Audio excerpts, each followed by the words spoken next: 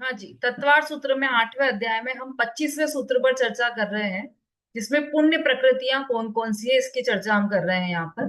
तो हमने अभी तक देखा कि घातीय कर्म की 47 प्रकृतियां सभी की सभी पाप रूप है, और अघातीय कर्म में पुण्य और पाप का भेद है। ये विशेष बात ध्यान में रखने योग्य है, ठीक है। अब देखो, इसमें घातीय कर्मों की 47 प्रकृतियां हैं, ये सब पाप रूप है। 47 कैसे हुई? अब इसको आपको जोड़ लगाना पड़ेगा। ज्ञानावरण की कितनी? चलो आप लोग बोलते जाओ, बोलते जाइए। रेणु जी, ज्ञानावरण की कितनी? 5। प्लस दर्शनावरण की, 9। प्लस मोहिनी की, मोहिनी की 28, 25। तीन दर्शन, नहीं तीन बस 28। दर्शन मोहिनी। 28 28 जी। प्लस हाँ। 28। और अंतराय की हाँ। कितनी? 5। तो प्लस किया इन सबको तो कितने हो गए? 47। 47। ये 47 घातीय कर्म की प्रकृतियां, ये सब पाप प्रकृति है, इसमें पुण्य का कुछ भी काम ही नहीं। ये सब पाप रूप प्रकृति है ना। अब हम यहाँ पर चर्चा कर रहे हैं पुण्य प्रकृति की, तो वो कैसे होगी? तो अघातीय कर्मों की 101 प्रकृतियां बची। 47 में से मतलब 148 में से 47 गए तो कितनी बची? 101। वो सब अघातीय कर्मों की प्रकृतियां। आ रहा है मैथ समझ में आ रहा है संगीता जी? कुल टोटल कितनी है कर्म प्रकृतियां? 148 प्रकृतियां हैं, है ना। 8 कर्मों की 148 प्रकृतियां। 148 में से 46 यदि हम 47 यदि हम निकाल देते हैं किसकी? घातीय कर्मों की, तो कितनी बचती है? 101, 101। वो है अघातीय कर्मों की 101 प्रकृतियां। उसमें पुण्य और पाप दोनों प्रकार है। उसमें से उसमें से 68, 101 में से 68 प्रकृतियां पुण्य रूप हैं। वो कौन कौन सी है वो हम चर्चा करते हैं यहाँ पर। अब देखो, हम इसके हिसाब से चलते हैं। इन्होंने लिखा था साता वेदनी, तो साता वेदनी की एक ले लो। फिर इसके बाद इन्होंने लिखा था शुभ आयु, तो शुभ आयु कितनी है? हम्म उस दिन भी चर्चा चली थी अपनी, तो आप लोगों ने उत्तर किसी किसी ने दिया था 2 है शुभ आयु, मनुष्य और देव। पर तब भी हमने ये बताया था कि शुभ आयु 3 है। आप लोगों ने सही इशारा किया। शुभ आयु 3 है, मनुष्य, देव और तिर्यंच। ऐसा क्यों है? तिर्यंच को शुभ आयु में क्यों लिया है? केवल नरक को ही अशुभ आयु में इसलिए लिया है कि वहां पर ही जीव हर समय ना रत, मतलब रत नहीं रहता, और हर समय मरने की इच्छा रखता है। बाकी कोई भी गति ऐसी नहीं है जहां पर कंटिन्यू वो मरने की जीव इच्छा करता हो। इसलिए ये तीनों को शुभ आयु में लिया है। तो एक तो साता वेदनी हो गई, और बाकी 3 हो गई आयु, देव आयु, मनुष्य आयु और तिर्यंच आयु। फिर इसके बाद इन्होंने लिखा था गोत्र, शुभ नाम और शुभ गोत्र। तो पहले गोत्र ले लो आप। उच्च गोत्र, उच्च और नीच 2 गोत्र हैं, उसमें से केवल एक उच्च गोत्र। ये तो हो गई 1 2 3 4 5। 5 हुई ना ललिता जी? 5 हुई ना? 7 कैसे दिखा रहे हो आप? 5 हुई है। 4 नहीं हुई ना आयु? आयु तो 3 ली है ना भाई, अभी तो बताया। केवल 3 आयु ही पुण्य रूप है। नरक आयु तो पाप प्रकृति में जाएगा। तो एक साता वेदनी है, 3 आयु और एक उच्च गोत्र, ऐसे करके ये 5 तो ये हो गई। अब इसके बाद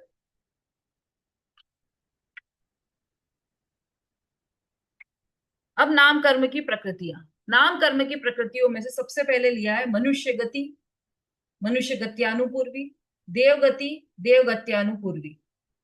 फिर पंचेंद्रिय जाति। जाति के 5 भेद किए थे ना नाम कर्म में, ध्यान हो तो आप लोगों को। एक इंद्रिय, 2 इंद्रिय, 3 इंद्रिय, 4 इंद्रिय, पंचेंद्रिय। ये सब पांचों इंद्रियां ही पुण्य प्रकृति से मिलती है। फिर 5 प्रकार का शरीर। अच्छा, एक मिनट।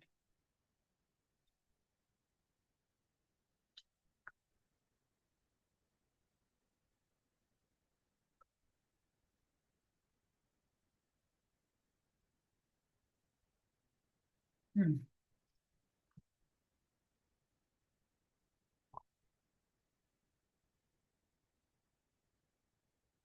15 कैसे लिया है इन्होंने? चलो इसको अपन इसमें से देखते हैं, छाबड़ा जी वाली पुस्तक में से। इसमें थोड़ा सा अंक सहित लिखा है ना, तो अपने को जल्दी समझ में आएगा। आयु तो 3 हो गई। तिर्यंच आयु, मनुष्य आयु, देवायु। गोत्र एक है और वेदनी एक है। तो ये 5 तो ये हो गए। अब 63 हमारी नाम कर्म की प्रकृतियां हैं। उसमें सबसे पहले हम ले लेते हैं नाम कर्म के हिसाब से चले अपन। जो हमने नाम कर्म में प्रकृति ली, सबसे पहले उसमें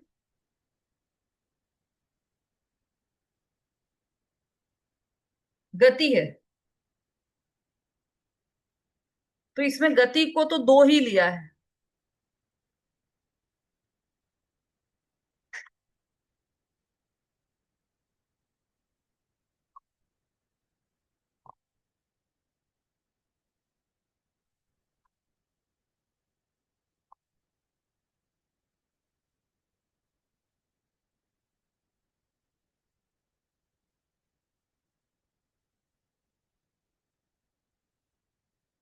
ठीक है, ऐसा भी कर सकते हैं अपन। हम्म। चलो ठीक है। तो इस अपन तो अपने इसमें से ही चल रहे हैं अभी। देवगति, देवगत्यानुपूर्वी। मनुष्य गति, मनुष्य गत्यानुपूर्वी। देवगति, देवगत्यानुपूर्वी। फिर पंचेंद्रिय जाति, 5 इंद्रिय की जाति हो गई। 5 प्रकार का शरीर हो गया। मतलब शरीर के पांचों प्रकार। औदारिक, वेक्रियक, आहारक, तेजस और कारमण। और बंधन भी 5 प्रकार के हैं। औदारिक, वेक्रियक, आहारक, तेजस और कारमण, ये बंधन है। और संघात भी 5 प्रकार के संघात है। अच्छा, एक प्रश्न किसी का ये हो सकता है कि अंतर क्या है शरीर, बंधन, संघात में? तो इसका भी उत्तर था एक उदाहरण सहित।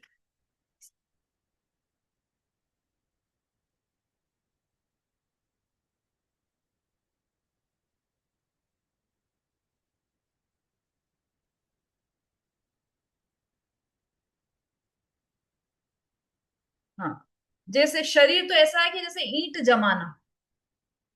ईंट मकान बनाते हैं ना, तो ईंट जमा कर रख दी, तो ऐसे शरीर हो गया औदारिक शरीर। जैसे उदारिक उदाहरण में ले लो अपन, उदारिक शरीर। फिर बंधन क्या हुआ कि ईंट को गारे से जोड़ना, वो सीमेंट वगैरह से जोड़ देता है ना ईंटों को, तो वो हो गया बंधन। और संघात हो गया सीमेंट से मजबूत करना। पहले उसमें गारा मतलब मिट्टी डालते हैं, वो हो गया बंधन। और फिर सीमेंट से उसको और मजबूत कर दिया, तो वो हो गया संघात। इस तरह से शरीर, बंधन और संघात, तीनों में यही अंतर है। जैसे जो शरीर है, औदारिक शरीर है, वो शरीर है, और उसको उसको फिल करने के लिए जो चीज होती है वो बंधन कहलाती है, और उसको मजबूती देने के लिए जो चीज होती है वह संघात कहलाती है। ठीक है, तो ये तीनों ही 5-5 प्रकार के हो गए। अब 3 प्रकार के अंगोपांग। औदारिक, वेक्रियक और आहार। तेजस और कार्मल में तो अंगोपांग होते नहीं। 3 प्रकार के अंगोपांग। फिर स्पर्श वर्णादि की 20 प्रकृतियां, एक एक के भेद करोगे तो 20 हो जाते हैं। वर्ण, रस, पंच, गंधा, दो, फासा, अट्ठ, निश्चय, अजीव, ये वाले जो है ना, वो 20 प्रकृतियां स्पर्श आदि की। फिर सम चतुरस्त्र, मतलब सम चतुरस्त्र संस्थान, जो संस्थान है 6 प्रकार के, उनमें से केवल एक ही संस्थान, वज्र, वृषभ, नारा, सहनन, ये पुण्य प्रकृति का उदय है। बाकी के सारे संस्थान पाप प्रकृति के उदय से मिलते हैं। इसी तरह से सहनन, उसमें से एकमात्र वज्र, वृषभ, नारा, सहनन, जो पहले नंबर का सहनन है, बस वही पुण्य प्रकृति के उदय से मिलता है। बाकी के सारे सहनन पाप प्रकृति के उदय से मिलते हैं। ठीक है, समझ में आ रही बात?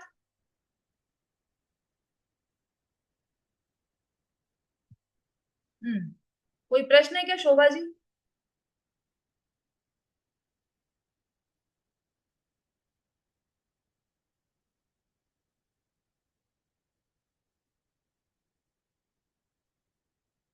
अनम्यूट कीजिए। दीदी, जैसे शरीर में तो समझ में आ गया कि संघात है, बंधन है। पर जैसे तेजस और कार्बन शरीर में कैसे संघात और सहनन होता हो? हाँ, वो भी तो इकट्ठे पांच रहते हैं ना, पांच मजबूती से जुड़े हुए रहते हैं। उनके पांच परमाणु बिखर कर अलग अलग नहीं हो जाते तेजस शरीर के। ऐसे कार्बन शरीर के भी परमाणु, वो भी परमाणु ही है, वो बिखर कर अलग अलग नहीं हो जाते, वो भी रहते हैं उसी में। इसीलिए बंधन और संघात। अच्छा। तो उसमें भी तो मजबूती चाहिए। चाहे बड़ा घर बनाओ चाहे छोटा घर बनाओ, पर मजबूती तो चाहिए ना। वो भी तो ईंट और सीमेंट से ही बनेगा, वो भी तो मिट्टी और सीमेंट से ही बनेगा। सब में ठीक है। मजबूती चाहिए। हम्म। तो 3 प्रकार के अंगोपांग हो गए। इसके बाद स्पर्श वर्णादि की 20 प्रकृतियां। उसके बाद सम चतुरस्र संस्थान, वज्र वृषभ नाराज सहनन। ये यहां तक हमारी बात चल गई है ना। कितने हो गए? 50 हो गए यहाँ तक। 50 चीजें हो गई यहाँ तक। इसके बाद अगुरु लघु। अब ये जो सिंगल प्रकृतियां हैं, प्रत्येक प्रकृतियां हैं जो सिंगल प्रकृतियां, उसमें से अगुरु लघु, ये भी पुण्य प्रकृति के का उदय है। मतलब जिसके कारण से शरीर इतना हल्का नहीं हो कि गुब्बारे जैसा उड़ जाए, या इतना भारी ना हो कि लोहे की तरह जमीन पर भारी पड़ा रहे। न तो भारी हो न हल्का हो, वो पुण्य प्रकृति का उदय है अगुरु लघु। परघात, परघात भी पुण्य प्रकृति के उदय से होता है। उच्छ्वास मतलब जो श्वासोच्छ्वास हो रही है। आतप, उद्योत, ये सब पुण्य प्रकृति के उदय, मतलब पुण्य प्रकृतियां हैं ये। प्रशस्त विहायो गति, 2 प्रकार की विहायो गति देखी थी, प्रशस्त और अप्रशस्त। उसमें से प्रशस्त विहायो गति हो गई पुण्य प्रकृति। और उसके बाद त्रसपना, ये भी पुण्य प्रकृति है। बादरपना, ये भी पुण्य प्रकृति है। पर्याप्ति, पूरी पर्याप्ति होना, ये भी पुण्य प्रकृति से। प्रत्येक शरीर, 2 प्रकार के शरीर थे, प्रत्येक और साधारण। प्रत्येक शरीर होना, ये पुण्य प्रकृति है। स्थिर, शुभ, सुभग, सुस्वर, आदे, यश कीर्ति, निर्माण और तीर्थंकरत्व, ये सब पुण्य प्रकृतियां हैं। भेद विवक्षा से ये 68 पुण्य प्रकृतियां हैं, और अभेद विवक्षा से 42 पुण्य प्रकृतियां हैं। क्योंकि वर्णादिक के 16 भेद, शरीर में अंतर्गत 5 बंधन और 5 संघात, इस प्रकार कुल 26 प्रकृतियां घटाने से 42 प्रकृतियां रहती है।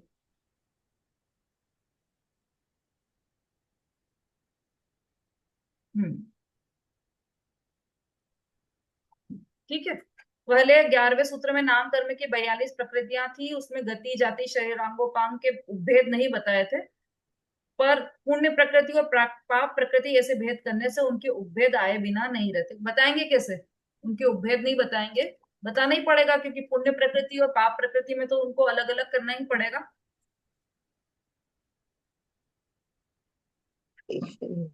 सर दीदी मैंने लिखा ही नहीं। हाँ, बोलिए क्या प्रश्न है? दीदी दीदी आतप उद्योग के बाद आपने जल्दी जल्दी बोला, कुछ लिख नहीं पाए। उसके बाद जो एक एक है ना प्रकृति, वो नहीं लिख पाए। हाँ हाँ, एक मिनट। अगरु लघु के परघात, आतप उद्योग। ऐसा ऐसा है ना, जो देखो चलो इसमें से अलग अलग नाम कर्म की प्रकृतियां याद हो गई क्या किसी को सारी? अच्छा, मणि जी आपको पूरी याद हो गई? बोली, अनम्यूट कीजिए। कितनी प्रकृतियां आपको नाम? हाँ, नामकरण की वैसे तो 42 है, और हाँ। वैसे 93 प्रकृति है दीदी। तो 93 के अलग अलग नाम हाँ याद होते हैं आपको पूरे? हाँ, बोलिए। बोलो दीदी। हाँ बोलिए। गति जाति शरीरांगो, गति जाति शरीरांगोपांग, बंधन संघात स्थान सहनन, स्पर्श रस गंध वर्ण वर्णाज्ञानपूर्वी, वर्णागतपूर्वी, वर्णाज्ञानपूर्वी।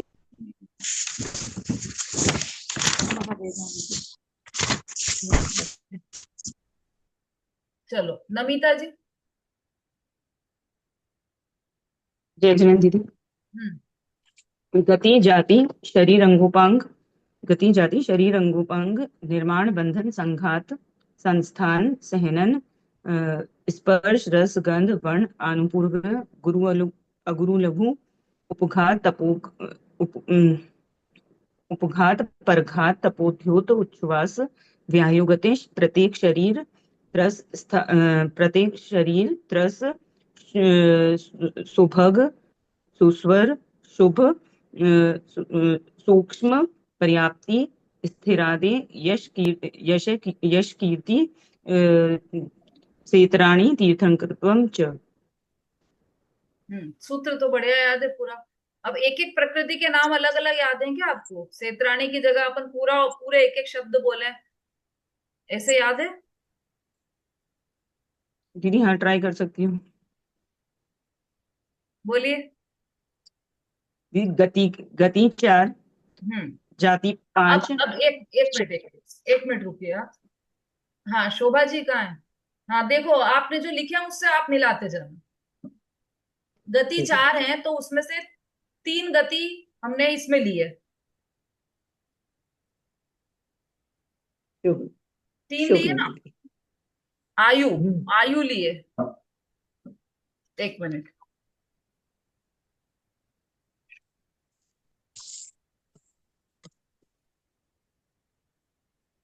दीदी मुझे एक चीज बतानी थी, इसमें जो ये टोटल गिनती करी है ना, हम्म ये जो अपनी टीका दी हुई है इसमें, इसमें हाँ 5 प्रकार के संघात जो है वो इसमें 3 ही काउंट किए हैं इन्होंने। 26, 27, 28 ब्रैकेट में लिखा है ना, जो 3 हाँ, काउंट किए हैं इन्होंने। वो अंगोपांग के लिए और लिया है, संघात नहीं, के लिए नहीं लिया। अंगोपांग, 3 प्रकार का अंगोपांग।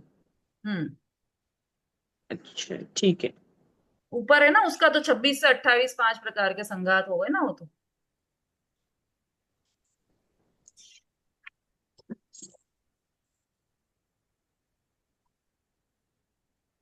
लेकिन ये आगे आगे दिए हुए हैं। नहीं, ये आगे नहीं, पीछे पीछे दिए। देखो आप ध्यान से। पंचेंद्रीय जाति के 11 से 15 दिए ना, आगे ही दिया हुआ है। और 5 प्रकार के शरीर 16 से 20। हम्म उसके ऊपर देखो आप, साता वेदनी का 1, तिर्यंचायु 2, ऐसे दिए ना। हाँ हाँ हाँ, ठीक है ठीक है। और उसके ऊपर भी आप जिसका बोल रहे हो उसमें पहले लिखे हुए हैं पंचेंद्रिय जाति का। अच्छा, पंचेंद्रिय जाति का 1 ही दिया है इन्होंने, और 11 से 15 5 प्रकार का शरीर ऐसा दिया है। 10 नंबर पंचेंद्रिय जाति। कुछ तो है ठीक है, इसमें।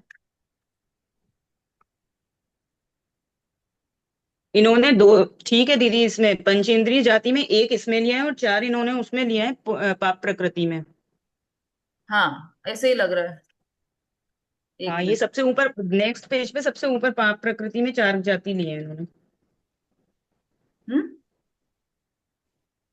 इसके बगल वाले पेज पे दीदी जो पाप प्रकृति नहीं है ना, सबसे ऊपर टॉप पर ही लिखी हुई है, एक इंद्रिय से चतुरिंद्रिय तक 4 जाति 4 पाप जाति, हाँ। प्रकृति में। इसलिए इसलिए पंचेंद्रिय जाति 1 ही हाँ लिया है। ठीक है। पंचेंद्रिय मतलब पंचेंद्रिय ही सिर्फ, ओनली। पंचेंद्रिय मतलब पांचों इंद्रिय वाले नहीं, केवल एक पंचेंद्रिय वाले, ऐसा हम्म पंचेंद्रिय जाति। हाँ, इसमें भी जाति 1 ही लिखी है, तो इसलिए वो पंचेंद्रिय ही एकमात्र पुण्य प्रकृति के उदय से पुण्य प्रकृति है। ठीक है, समझ में आ रही है बात सबको, क्या बात चल हाँ रही है? और उसके बाद 11 से 15 5 प्रकार का शरीर हो गया, 16 से 20 हाँ, फिर तो ठीक बंधन। हो गया दीदी, वो सब अब सही आ गया। हाँ, 21 से 25 5 संघात, 26 से 28 अंगोपांग, और 29 से 48 20 20 हो गए ना, 20 29 से स्पर्श आदि 48। भी दे दो। तो हम्म ये सब प्रकृतियां अलग अलग हो गई। फिर उसके बाद एक ही संस्थान समचतुरस्र, उसके बाद एक ही सहनन, उसके बाद ये फिर प्रत्येक वाली जो प्रकृतियां हैं वो, शोभा जी, उसके बाद प्रत्येक प्रकृतियां। अब नमिता जी आपको यहाँ से बोलना है। जो न्यायोग। प्रत्येक प्रकृतियां हैं वो बोलिए अब आप, नाम कर्म की। नाम कर्म की प्रत्येक प्रकृति है, परघात उपघात वाली ये जो बोलनी है। पूरी पूरी जितनी भी प्रत्येक प्रत्येक प्रकृतियां कितनी है? प्रत्येक प्रकृतियां कितनी थी? 20 है ना? कितनी है? हाँ आखिर से तो प्रत्येक शरीर से शुरू होंगी। प्रत्येक शरीर, साधारण शरीर, त्रस, हाँ, एक मिनट, स्थावर। एक तो मिनट, एक मिनट, एक मिनट रुको। हाँ बोलो, अब बोलो आप। प्रत्येक की कहाँ से शुरू हुई है? प्रत्येक प्रत्येक प्रकृति शरीर मतलब से, शरीर से, तो शरीर, हाँ, पांचों शरीर शरीर से। पुण्य प्रकृति में आएंगे। ठीक है शोभा जी, लिखते जाना। प्रत्येक के 5 शरीर, मतलब शरीर प्रत्येक में, पांचों शरीर हो प्रत्येक गए। शरीर, और इसका नहीं उल्टा हो नहीं, गया साधारण शरीर। प्रत्येक अरे शरीर उल्टा, रिवर्स इसका साधारण शरीर।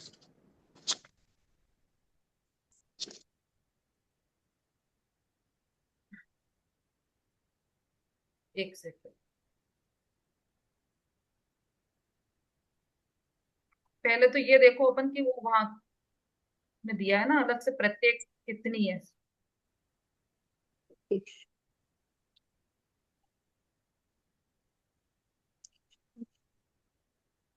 दीदी ये वाली जो प्रकृतियां हैं, ये तो जोड़े वाली हैं। प्रत्येक शरीर, साधारण शरीर, हाँ त्रस, ये जोड़े स्थावर, वाली, सुभग, ये विश्वर, जोड़े वाली है। ये जोड़े वाली हैं। हम्म।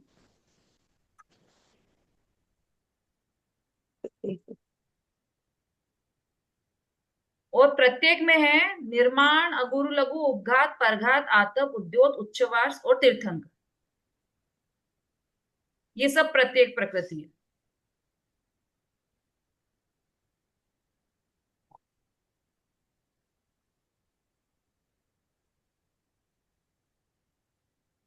आप तो ऐसा कैसे लिख लो, अगुरु लघु, ये सब प्रत्येक है ना, अगुरु लघु,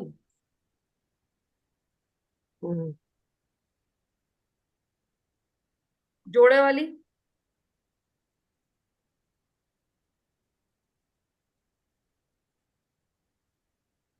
चलो, हाँ शोभा जी कहाँ तक लिखा आपने? दीदी अब इसमें से देख के लिख लूंगी, जिनवाणी से देख लिख लूंगी पुस्तक से। ठीक है। मैंने लिखा था प्रत्येक शरीर तक, प्रत्येक शरीर तक लिखा था।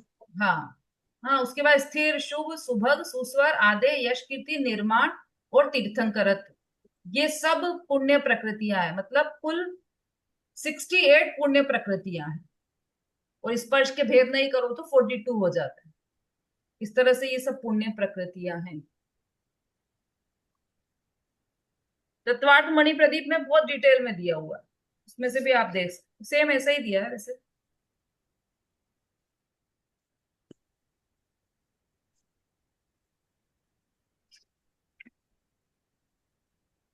है ना। अब ये हमें ये पुण्य प्रकृतियों की हमने बात की, तो ये पुण्य प्रकृतियां तो इसमें ठीक है, इस बंध अधिकार में आ गई।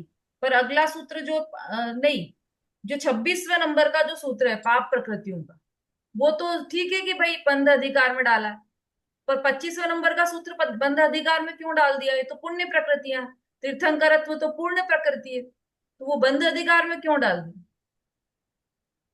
तो चाहे शुभ हो चाहे अशुभ हो, दोनों ही बंध के करने वाले हैं। इसलिए आचार्य ने इन दोनों को ही बंध अधिकार में डाला है, किसी को भी संवन रेजरा अधिकार में नहीं डाला। मतलब जो जो समझ लो आप, जो जो चीजें बंध अधिकार में आ गई है वो सब बंधन करने वाली है, संसार को बढ़ाने वाली है। और जो चीज संवन रेजरा अधिकार में आने वाली है अब, वो संसार का अंत करने वाली है। ठीक है, इसका बहुत सुंदर यहाँ पर विवरण दिया है तत्वार्थ मणि प्रदीप में, वो भी कल अपन पढ़ेंगे। और याद करके आना आप लोग सब, पुण्य प्रकृति कौन कौन सी है, ये वाली पुण्य प्रकृतियां सारी याद करके आना, है ना। शुरू में ही सुनेंगे अपन सबसे। हाँ आरती जी बोलिए। दीदी मेरे को ये समझ में नहीं आ रहा है, ये नीचे इन्होंने दी ना कि वर्णादिक के 16 भेद, शरीर में अंतरंग 5 बंधन और 5 संघात, इस प्रकार कुल 26 प्रकृतियां घटाने से 42 प्रकृतियां हो जाती हैं। तो वर्णादिक के 20 में से उन्होंने 16 घटा दिए तो 4 बचे। तो ठीक है, चलो एक एक का एक एक हो गया। तो ये बंधन और हाँ, अपना संघात, ये तो 5 ही 5 होते हैं, पर ये हटा दिए पूरे, तो मतलब ये पुण्य प्रकृतियां नहीं है क्या? अरे हटाने ये तो ये बता रहे हैं यहाँ पर कि इसको पूरे ग्रुप में लोगे तो 42 हो रही है, एक ही मानोगे हम्म। उसको। और इसको पूरा हाँ, 5 अलग अलग मानोगे तो ये नहीं कितनी हो पांचों रही है? पांचों को हटा दिया ना उन्होंने दीदी। हटाया नहीं है, जैसे हटाया नहीं है। देखो, भेद विवक्षा से ये 68 पुण्य प्रकृतियां हैं। और अभेद विवक्षा से 42 है। इनको एक ही कर लोगे, एक ही मान लोगे। जैसे बंधन है, एक बंधन मान लिया, एक संगात मान लिया तो 42 होगी। लेकिन इसको आप 5 बंधन और 5 संगात मानोगे तो 68 हो जाएगी। ये कहना चाह रहे हैं। तो 26 और 10 तो 26, वो 16 और 10 दीदी 26 हुई, क्योंकि उन्होंने 5 बंधन और 5 संघात काउंट किए और 16 वर्ण के भेद काउंट किए, हाँ 26 हुए। तो 64 में से या 68 में से 26 घटाए तो 42 हुए। हाँ, तो यही तो लिखा है इन्होंने। हाँ, तो ये इसका लिखा। मतलब ये हो कि 5 बंधन और 5 संघात नहीं आते हैं। अरे 5 बंधन 5 संघात को काउंट नहीं करना है 42 में, उसको एक एक ही काउंट करना है।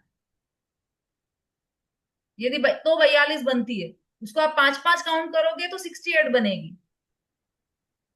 हाँ नहीं, तो ठीक है।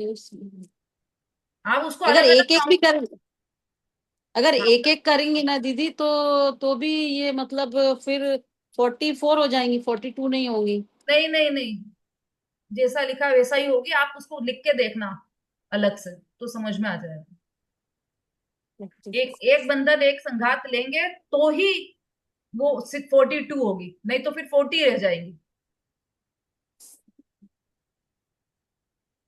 ठीक है, करना उसको आप देखती काउंट। हूँ।